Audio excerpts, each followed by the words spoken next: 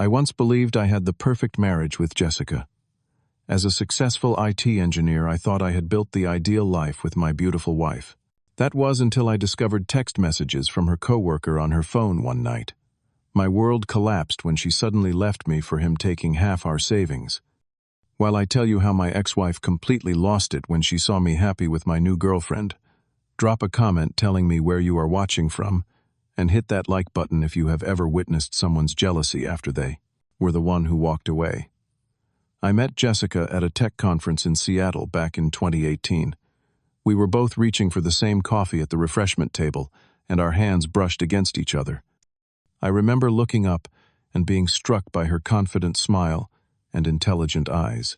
She worked in digital marketing, and we spent the entire evening in the corner of the networking event talking about everything from data analytics to our favorite hiking trails. Our connection was instant and powerful. We exchanged numbers, and within a week we were having dinner together almost every night. Jessica was vivacious, ambitious, and seemed to genuinely appreciate my more analytical personality. Where I was methodical and sometimes reserved, she was spontaneous and outgoing. We complemented each other perfectly. After just 14 months of dating, I proposed on a mountain overlook during a hiking trip. The way her eyes lit up when she said yes made me feel like the luckiest man alive. We were married 3 months later in a small ceremony with close friends and family. I can still picture her walking down the aisle in her elegant white dress, her father beaming beside her. Everyone commented on what a perfect couple we made. The first 2 years of marriage were everything I had hoped for. We bought a beautiful suburban home with a yard large enough for the children we planned to have.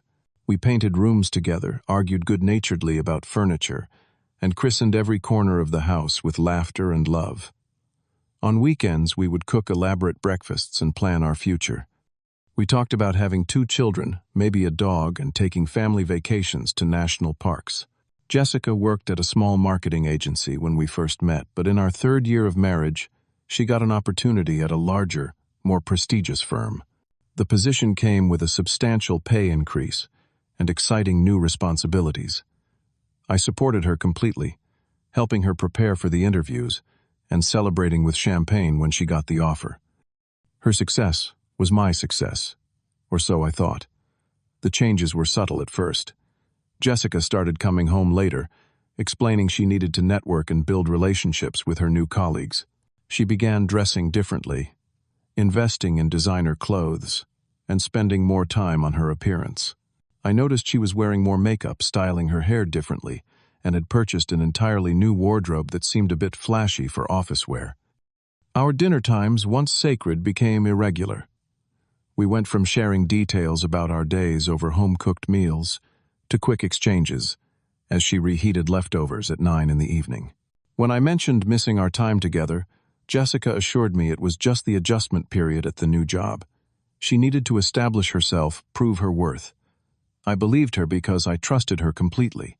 As the weeks turned into months, the distance between us grew. Jessica became protective of her phone, always keeping it face down, or taking it with her even to the bathroom. She began going out more frequently with her new work friends, coming home smelling of alcohol and perfume. Sometimes she would slip into bed well past midnight, carefully trying not to wake me, not realizing I had been awake, waiting and worrying. I started feeling a gnawing anxiety in my stomach. Was I being paranoid? Was I just jealous of her exciting new social life? I tried to rationalize her behavior, telling myself that relationships evolve and that we were just going through a phase. Still, I could not shake the feeling that something fundamental had changed between us.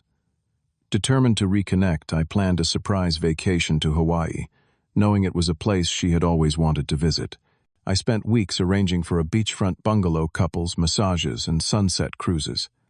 When I presented the trip to Jessica, expecting excitement, she seemed distracted and hesitant. She finally said she could not take time off work because of an important upcoming campaign. I swallowed my disappointment and canceled the non-refundable reservations. Next, I tried creating special evenings at home. I would cook her favorite meals, buy her favorite wines, and try to recreate the intimacy we once shared so effortlessly. Jessica would smile and participate, but I could feel her mind was elsewhere. Our conversations became superficial, and she would often find an excuse to cut the evening short, claiming exhaustion or early meetings the next day. I even attempted to take more interest in her work, asking about her projects and colleagues. I thought if I could understand her new world better, maybe I could find my place in it again. But Jessica gave only vague answers, changing the subject or giving me such technical marketing jargon that meaningful discussion became impossible. Every attempt I made to bridge the growing gap between us was met with a polite but firm resistance. The night I discovered the truth remains etched in my memory with painful clarity. It was a Tuesday evening, and Jessica had texted saying she would be late because of a client dinner. Around 8, I heard her phone buzz on the kitchen counter. She had forgotten it in her rush that morning. I never would have looked, but the message preview caught my eye. From Brad, "Miss you already. Dinner at my place tomorrow." My hand trembled as I picked up the phone. I had never invaded Jessica's privacy before, but something inside me knew this was important. The passcode was still my birthday, which gave me a moment of false hope. That hope shattered as I opened the message thread with Brad. There were hundreds of messages going back at least 6 months. Intimate conversations, plans for meetups, photos that made me sick to my stomach. Brad complimented her in ways I had told her things I had told her. And Jessica responded enthusiastically, complaining about me, about our marriage, about how Brad understood her in ways I never could. I scrolled back further, watching the evolution of their relationship from professional to flirtatious to explicitly romantic. I learned Brad was the creative director at her new company, that they had connected during late-night brainstorming sessions that had apparently evolved into something much more personal. I put the phone down, feeling like I might vomit. My hands were shaking, and my vision blurred with tears I refused to let fall.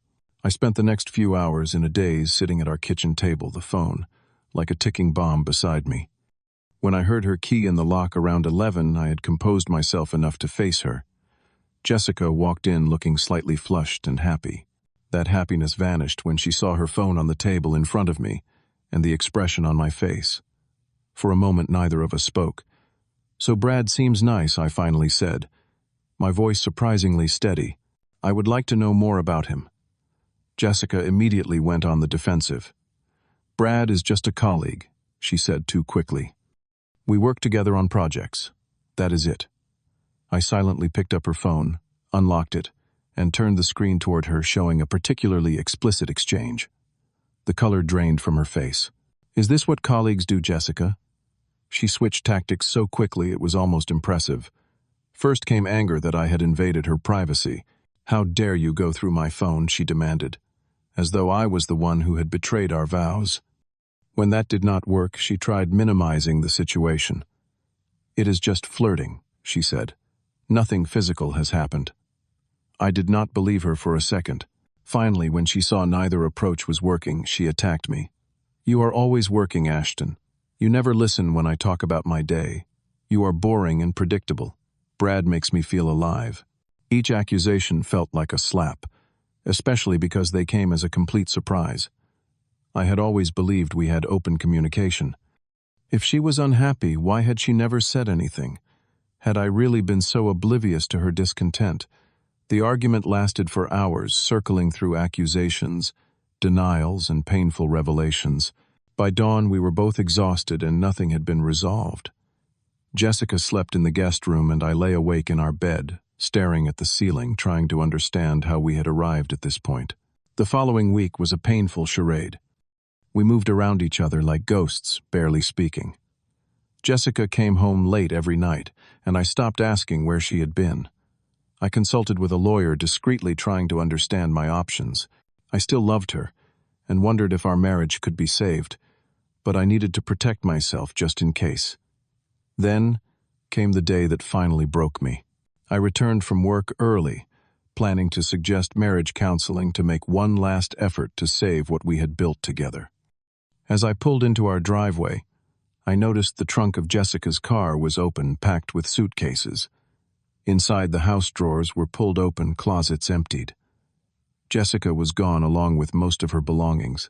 On the kitchen counter, where her phone had been that fateful night, was a brief note: "I need space. I am not happy anymore." I will contact you about the rest of my things. Not an apology, not an explanation. Just a cold statement of departure after 4 years together. I checked our joint accounts and discovered she had withdrawn exactly half the money. She had also canceled my credit cards, on which she was the primary account holder. I sat on our kitchen floor, and for the first time since discovering the affair, allowed myself to break down completely. Through a mutual friend, I learned Jessica had moved directly into Brad's downtown apartment. She had been planning her exit for weeks, maybe months, while I had been planning how to repair our relationship. The depth of the deception was staggering. The worst blow came 10 days later when I was served with divorce papers. Jessica was not only leaving, but she wanted half the value of our house, the house I had put the down payment on with an inheritance from my grandfather. Her lawyer argued that since the property had appreciated during our marriage, she was entitled to half of its current value. As if the financial and emotional devastation was not enough, Jessica began spinning a narrative among our friends. According to her, I had been controlling, emotionally unavailable, obsessed with work. She portrayed herself as a woman who had tried everything to save her marriage before reluctantly moving on. Brad was painted as her supportive friend who had only become something more after she had already decided to leave me. Most of our mutual friends believed her. I was shocked at how easily people I had known for years accepted her version of events without ever asking for my side. Invitations dried up. Text conversations became awkward and eventually stopped. I found myself isolated at the lowest point of my life. The stress began affecting my health. I lost 15 pounds in a month because food had no appeal. My sleep was disrupted by constant anxiety and recurring nightmares. At work, I could not concentrate, making errors that earned me a formal warning from my supervisor. Every aspect of my life seemed to be collapsing simultaneously. One particularly bad night, I found myself staring at Jessica's Instagram, torturing myself with photos of her and Brad, looking happy at restaurants and parties we used to attend together. They already looked like an established couple while I was still sleeping on the couch because the bed held too many memories. In that dark moment, I wondered if I would ever feel whole again. I would like to say I bounced back quickly, that I immediately recognized my worth and moved forward with confidence. The truth is messier. Recovery came in small, often painful steps. My first real step forward was admitting I needed help. I started seeing a therapist, Dr. Lawson, who specialized in divorce and betrayal trauma. Our initial sessions consisted mostly of me cycling through anger, grief, and confusion. Why had she not just told me she was unhappy? Had our entire marriage been a lie? How could I ever trust anyone again? Dr. Lawson helped me see that while I could not control Jessica's choices, I could control how I responded to them. We worked on redirecting my thoughts whenever I fell into rumination about the past or anxiety about the future. Instead of asking unanswerable questions about why Jessica had betrayed me, I learned to focus on what I wanted my life to look like moving forward. With therapy providing emotional support, I turned my attention to my career.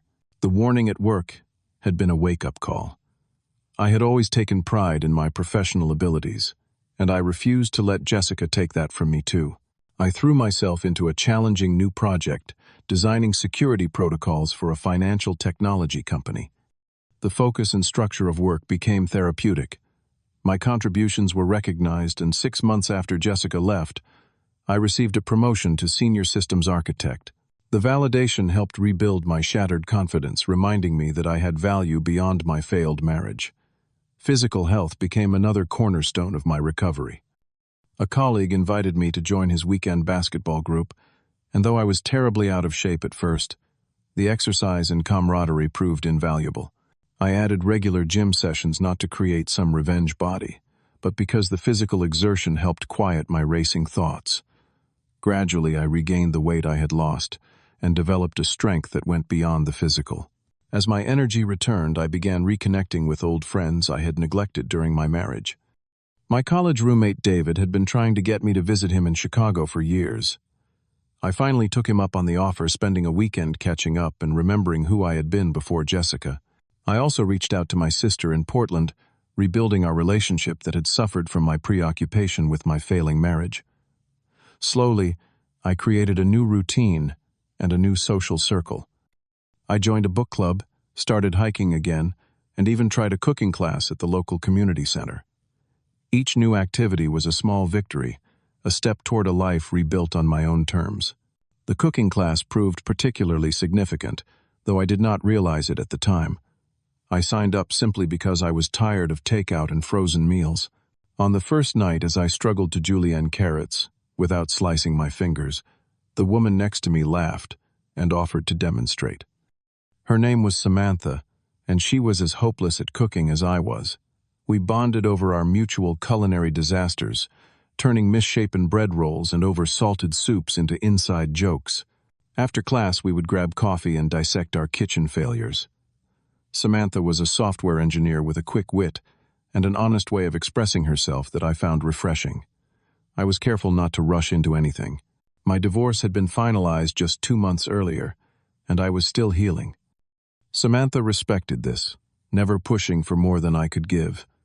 Our friendship developed naturally over weekly cooking disasters and coffee conversations that stretched longer each time. What struck me about Samantha was her authenticity. She did not play games or send mixed messages. When she said she would call, she called. When something bothered her, she addressed it directly instead of expecting me to read her mind. After Jessica's manipulation, this straightforward approach was like oxygen to a drowning man. 3 months after we met, I asked Samantha on an actual date. We went to a small jazz club downtown, and as we listened to the music, I found myself studying her profile in the dim light. She caught me looking and smiled. Not the practiced smile Jessica had perfected for social media, but a genuine expression of happiness that reached her eyes and created tiny crinkles at the corners. That night, I told Samantha about Jessica and the divorce. I had mentioned it briefly before, but now I shared the full story. I was terrified of scaring her away, of appearing bitter or damaged. Instead, she listened attentively, asked thoughtful questions, and then thanked me for trusting her with my pain. There was no judgment, only compassion. Our relationship progressed with a measured pace that felt right to both of us. We enjoyed discovering each other's worlds. I introduced her to hiking. She taught me about vintage video games. We debated books, argued good-naturedly about movies, and created traditions like Sunday morning pancake competitions. After 10 months together, Samantha's lease ended, and we decided she would move in with me. It was a big step, one that required lengthy discussions about expectations, finances, and future goals.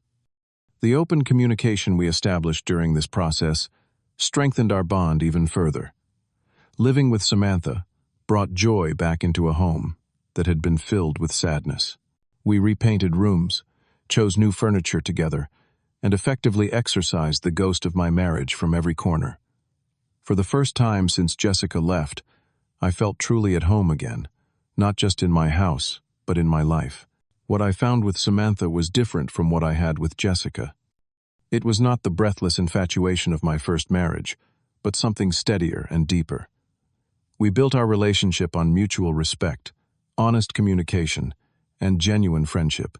I came to realize that what I had with Jessica had been built on a shakier foundation, one that could not withstand the tests that any long-term relationship faces. A year and a half after Jessica walked out, Samantha and I were celebrating our first anniversary at Castello, an upscale Italian restaurant downtown. It was a splurge, but we wanted to mark the occasion properly. The evening had been perfect, intimate conversation, excellent food, and that comfortable silence that only exists between two people who truly know each other. We had just ordered dessert when I noticed Samantha's expression change. She was looking over my shoulder, her eyebrows slightly raised. I turned to follow her gaze and felt my stomach drop. Jessica was being seated at a table across the room, accompanied by Brad, the creative director she had left me for. She looked different, her hair shorter and lighter than when we were married. She was laughing at something Brad said, her hand resting possessively on his arm. For a moment, I was transported back to the night I found those messages, the sickening realization that my marriage had been a sham. Samantha reached across the table and squeezed my hand. "Are you okay?" she asked quietly. "We can leave if you want." I took a deep breath and found to my surprise that I truly was okay.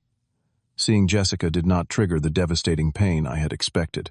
Instead, I felt a strange detachment, as though I was observing a scene from someone else's life. "No," I said, meaning it.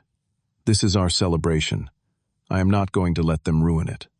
We returned to our conversation, though I could feel Jessica's presence like a distant storm on the horizon. Occasionally, I caught her glancing in our direction, her expression unreadable from this distance.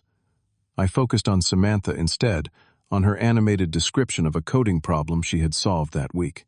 Our tiramisu arrived, and we were sharing bites when I sensed someone approaching our table. I looked up to see Jessica standing there, her smile tight and artificial. "Ashton," she said, as though we had bumped into each other at a grocery store. "I did not know you came here." The implied ownership of the restaurant irritated me, but I kept my expression neutral. "Hello, Jessica," I said, then deliberately turned to Samantha. "This is my girlfriend, Samantha." "Sam, this is Jessica." Samantha offered a polite smile, but did not extend her hand.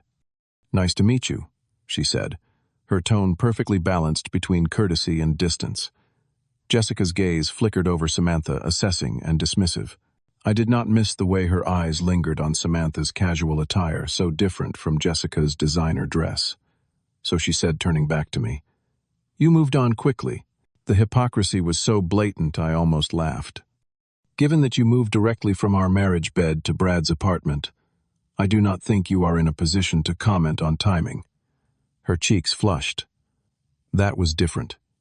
Brad and I had a connection." "And now so do we," Samantha interjected, calmly placing her hand over mine on the table. Her support gave me strength. Jessica's composure began to crack. "You could not wait to replace me, could you?" she said, her voice rising slightly. "Find yourself a nice, boring girl who does not challenge you." Samantha straightened in her chair. "I develop encryption algorithms for financial systems," she said pleasantly. "I assure you I am neither nice nor boring when the situation calls for something else." I could see Jessica was not used to being stood up to. Her relationship with Brad, who still hovered awkwardly at their table watching the interaction, seemed to have reinforced her sense of entitlement rather than humbled her. "You know he was a mess when you found him, right?" Jessica said to Samantha, switching tactics. "Completely devastated. Could not function. I had to leave him for his own good. He was smothering me with his neediness." Each word was designed to wound, to diminish me in Samantha's eyes. The old me would have shrunk under this attack, maybe even believed it, but I was not that person anymore. "Actually," I said, my voice steady, "what devastated me was discovering that the person I trusted most was capable of such profound dishonesty. The recovery was from betrayal, not loss. There is a difference." Jessica's eyes widened slightly. She had not expected this calm resistance. "You think you are so much better now," she said, her voice taking on a shrill quality that drew attention from nearby tables. "With your new girlfriend and your perfect little life, I think I am happier," I said simply. "And I wish the same for you." This sincere response seemed to infuriate her more than any insult could have. Her face contorted, and she leaned down, placing both hands on our table. "You think you have won," she hissed, "that she is better than me. You will get bored with her too, and then what?" The restaurant manager approached, clearly concerned about the escalating scene. "Is everything all right here?" he asked, his professional smile strained. Jessica ignored him. "What does she have that I do not?" she demanded, gesturing at Samantha. "What makes her so special? Integrity," I said quietly, "and the courage to be honest even when the truth is difficult." Jessica recoiled as though I had slapped her. Brad finally decided to intervene, appearing at her elbow and murmuring something in her ear. She shook him off. The manager cleared his throat. "Madam, I need to ask you to return to your table, or leave the establishment." For a moment I thought Jessica might actually cause a bigger scene. Instead, she straightened, attempting to gather her dignity. "This is not over, Ashton," she said before allowing Brad to lead her away. They collected their things and left without eating their meal. When they were gone, Samantha and I looked at each other and burst into slightly hysterical laughter. "Did that really just happen?" she asked, shaking her head in disbelief. I reached across the table and took her hand. "Thank you for being so calm. You were amazing." She shrugged. I just followed your lead. You did not let her get to you. I was impressed. The manager returned with apologies and complimentary dessert wine. As we finished our evening, I felt lighter somehow, as though the confrontation had released the last lingering ghosts of my marriage. 2 weeks later, I heard through a mutual acquaintance that Brad had left Jessica for one of their junior associates. History repeating itself in the cruelest way. I felt no pleasure in her pain, only a distant sympathy and gratitude that I was no longer caught in her destructive patterns. That same week, Samantha and I began discussing engagement. We did not want a lengthy engagement or an elaborate wedding, just a simple ceremony that celebrated the healthy, honest love we had built together. I found myself thinking of Jessica less and less the sharp pain of betrayal, having dulled to an occasional twinge, a lesson learned but no longer defining. The night I proposed to Samantha, on a quiet evening at home rather than with grand gestures, I realized how much stronger I had become through this journey. The collapse of my marriage had forced me to rebuild my sense of self from the foundation up. The man I was now valued, honesty over illusion, substance over appearance, and had learned that true connection requires vulnerability and courage from both people. Looking back, I can see that Jessica leaving was not the tragedy it seemed at the time. It was painful, yes, but it freed me from a relationship built on deception. Without that painful awakening, I might never have become the person capable of the healthy, joyful relationship I now share with Samantha. Life sometimes breaks us open in the most painful ways, only to lead us exactly where we need to be. Have you ever experienced something that seemed devastating at the time, but ultimately led you to something better?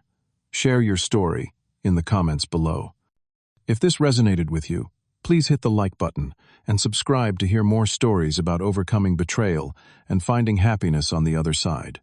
Thank you for listening, and remember, sometimes the most painful endings create space for the most beautiful beginnings.